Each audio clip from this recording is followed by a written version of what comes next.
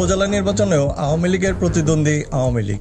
দ্বাদশ জাতীয় সংসদ নির্বাচনের মতো এবারের উপজেলা পরিষদ নির্বাচনেও লড়াই হতে যাচ্ছে মূলত আওয়ামী লীগের নেতাদের নিজেদের মধ্যে। প্রথম ধাপে ১৫০টি উপজেলা পরিষদের নির্বাচনে চেয়ারম্যান পদে দলটির গড়ে ৩ জন করে প্রার্থী হচ্ছেন। এবার প্রথমবারের মতো অনলাইনে মনোনয়নপত্র জমা দেওয়া বাধ্যতামূলক করা হয়। গতকাল সোমবার ছিল প্রথম ধাপে উপজেলা পরিষদ নির্বাচনে মনোনয়নপত্র জমার শেষ দিন। ১৫০টি উপজেলায় চেয়ারম্যান পদে মনোনয়নপত্র জমা দিয়েছেন মোট ৬৯৬ জন। ১৪১টি উপজেলায় দেখা গেছে ক্ষমতাসীন আওয়ামী লীগের অন্তত ৪৬৬ জন নেতা মনোনয়নপত্র জমা দিয়েছেন। আওয়ামী লীগের প্রধান রাজনৈতিক প্রতিদ্বন্দ্বী বিএনপির নেতা আছেন কম বেশি ৪৫ জন, তারা স্বতন্ত্র প্রার্থী। আর জামায়াতে ইসলামীর অন্তত ২২ জন নেতা স্বতন্ত্র প্রার্থী হয়েছেন।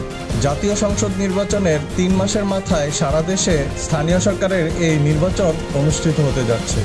২০১৫ সালে আইন সংশোধন করে চেয়ারম্যান পদে দলীয় প্রতীকে প্রার্থী দেওয়ার বিধান যুক্ত করা হয়। ২০১৭ সালে প্রথমবারের মতো দলীয় প্রতীকে স্থানীয় সরকারের এই নির্বাচন অনুষ্ঠিত হয়। এখনও আইনে দলীয় প্রতীকে নির্বাচনের বিধান আছে, কিন্তু ক্ষমতাসীনদের প্রধান রাজনৈতিক প্রতিদ্বন্দ্বী বিএনপি সংসদ নির্বাচনের মতো উপজেলা নির্বাচনেও নেই। তাদের অনুপস্থিতিতে নির্বাচনকে প্রতিযোগিতামূলক করতে আওয়ামী লীগ এবার উপজেলায় দলীয় প্রতীকে প্রার্থী দিচ্ছে না, দলটির নেতারা স্বতন্ত্র প্রার্থী হচ্ছেন।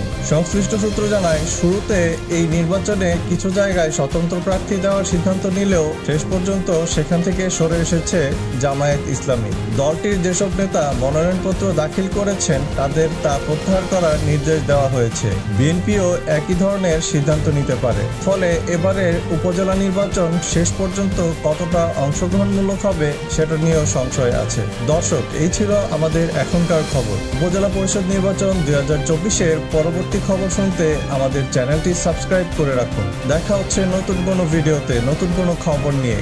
সেই পর্যন্ত আমাদের সাথেই থাকুন। আল্লাহ হাফেজ।